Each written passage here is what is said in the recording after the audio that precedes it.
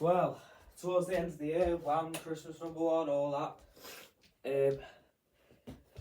Two more New Music Fridays. There's one on New Year's Eve, and then we're done. Chances are, I think I'll do that episode, and then the week after will be all like the year-end lists, and then that's the show done. So yeah. So yeah, but still, two more to go. Been doing this thing almost a year. Christmas Day will be the 1 year anniversary, so Merry Christmas. Right then, so let's start this thing off with some album reviews, starting off with Sufjan Stevens' Javelin. In a year where the man lost his partner and ability to walk with some really rare disease, this is a complete and utter triumph that is among his most beautiful works ever. Shit Talk is my favourite song of the year, hands fucking down. The crescendos are beautiful. The ending is the best ending to a song I've heard in a long while. And the I Don't Want to Fight It All mixed with I Will Always Love You towards the end, the lyricism, it's a complete and utter masterpiece and one of the best songs I've ever heard in my entire life. And that's not an exaggeration. Among this, songs such as Will Anybody Ever Love Me are horrifically depressing and beautiful, while songs such as Goodbye Evergreen and Genuflecting Ghost I'm having a fit. More just sound absolutely incredible. Not to discount how good the lyricism is on these tracks, especially on the former, as does A Running Start to a lesser extent. But I have gripes. Some songs are a little unnecessary, such as Close the Days of World. I can understand where it's there, but like it's just so obviously a weaker cut. There's others, such as Everything That Rises, that are a tad basic, as much as I love the vocal performance on that one. And the chorus as well, the Everything That Rises Must Converge.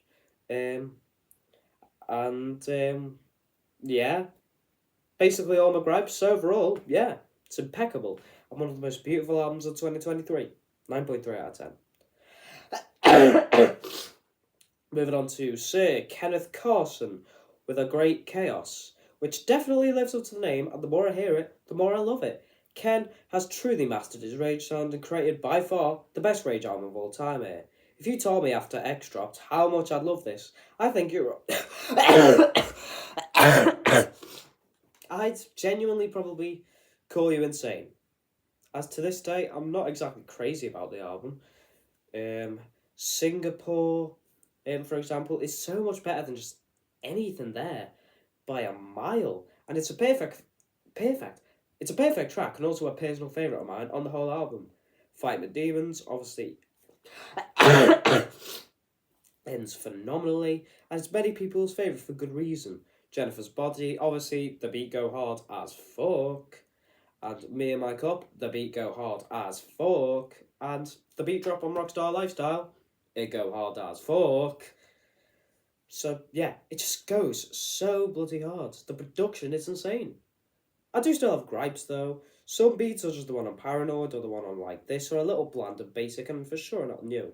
And on the latter track, Lil Uzi completely sells it. And while I'm glad he got the feature, because obviously, like, that kind of means he's making it, because he really is making it, Lil Uzi just sucked on it. And I'm still not that crazy about I Need You. Lyrically, it's horrendous, and the beat, like, it's good, but nowhere near as good as any other beat on the album.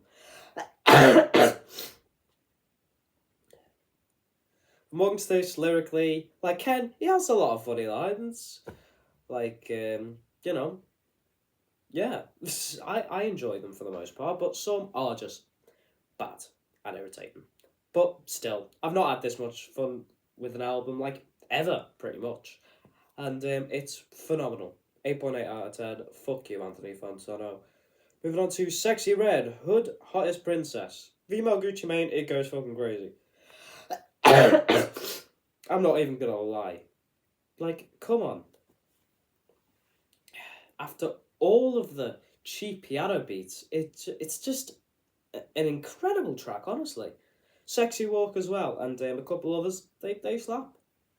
But I don't like this still. I'm not going to start acclaiming it like, say, Anthony Fantano has, because obviously he gave it the strong 8, which is like the highest he's ever given a trap album. Although I do think Rodeo's a 9 for him now anyway, so that doesn't really matter. But yeah, it's almost too raw for its own good. I think you kind of have to understand the humour of the thing, because it's defo intended to be funny. And I don't share the humour she does, and it's that simple, so I just can't really get into the music. Ski Yee Hook aside, I just don't really like that much, strictly for the strippers. Cannot stand the interpolation of T.I., I think it is, at all. I can't stand the one on Rich Flex either, so don't get up my ass. And looking for the Jose, my fault. That hook, horrendous. Sounds awful. If I heard that at 1 a.m. and that like woke me up, I would be fucking terrified. I'm not even gonna lie. It sounds demonic. I don't know whether it was intended to, but it does to me. And yeah. Overall, I get people calling it fun. I get people like just getting humour and finding it a good listen. But me, the humour doesn't stick. The humour doesn't land. Unlike the cum that people not on her coochie are going to why the fuck did I just say that? But yeah. It appeals to a specific group of people, and I'm not that specific group of people, so I just find it pretty mediocre. And the beats I just find super repetitive. 4.7 out of 10. Right, 1, 2, 3, 4, 5, 6 albums have dropped. Do I go with? Yeah, I do go worst to best. Starting off with Valet, Topsider, and Trapaholics' Cartoons, which is exactly why I won't be listening to the album he dropped in October. At least the Harry Fraud album had incredible production, and that sort of hit how bad the album was, how bad Valet was. But here, it's just amateur, a lot of the beats sound the same, and yeah, it's just not good. Valet's lack of talent is just allowed to shine. He can't rap at all. He can't make a good hook at all. The one on What the Fuck Do You Mean? What the fuck do you mean? What the fuck do you mean? It's just awful. And yeah. But like, there were some beats that I found to be pretty okay. Make Him Say was pretty tolerable, as was maybe one or two others. But yeah. It's not worth your time. It's horrendous. It's bland. It's boring. It's annoying. Ugh. 1.7 out of 10. Moving on to Big Crits. Regardless is still timeless.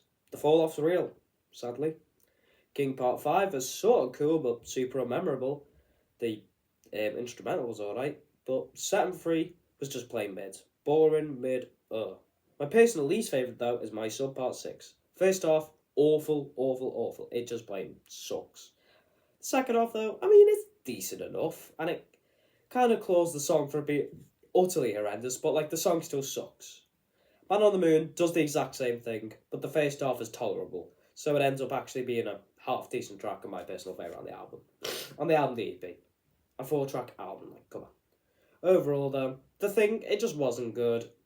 It was pretty boring, like, meh. It's not even memorable either, so I've got nothing else to say. 4.8 out of 10. Moving on to Bars with We Only Talk About Real Shit When We're Fucked Up. I'm fucked up at the minute, you can tell. Was really hoping this would be good, especially considering there are 3 J. Cole features, but even they weren't anything special. And aside from the odd highlight here and there, nothing was. Sure, Open a Light on My Soul was really cool. 179 Delhi, as much as I wasn't a big fan of it, was pretty memorable. And Yao Ming was a phenomenal track. Like, the rest of it was just average bores, such as, say, Passport Bros.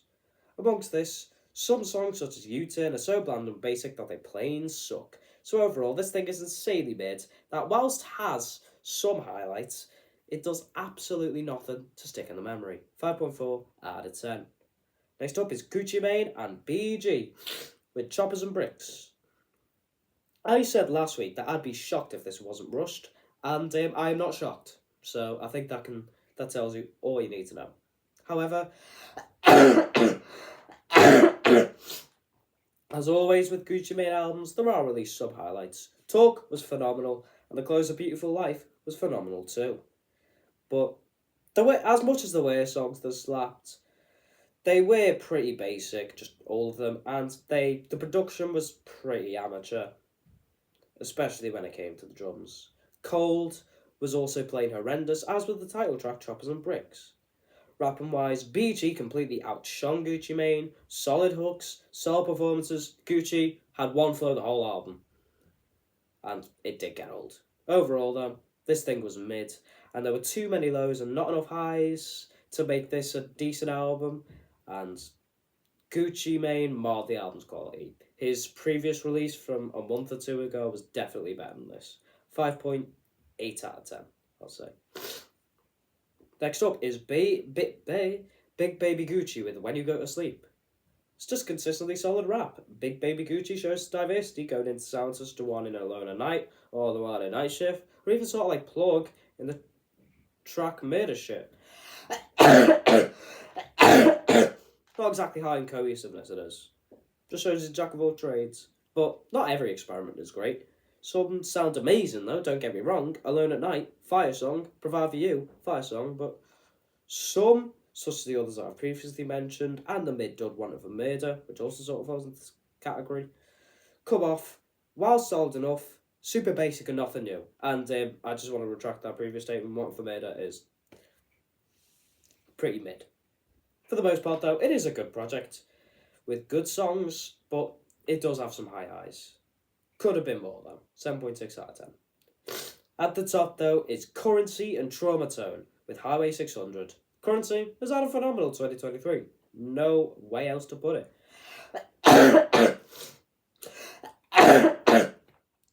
The beats, pretty great. Tracks such as my personal favourite, Paper Tags, have phenomenal ones, but some come off slightly short, such as the one on Cheat Code or the one on Coming Home. That latter track is pretty basic and a slight dud, the only real one on the project. It's also the one with Don Toliver. I don't know how the fuck they got a Don Toliver feature, but like, he held his own, I guess. He held his own even.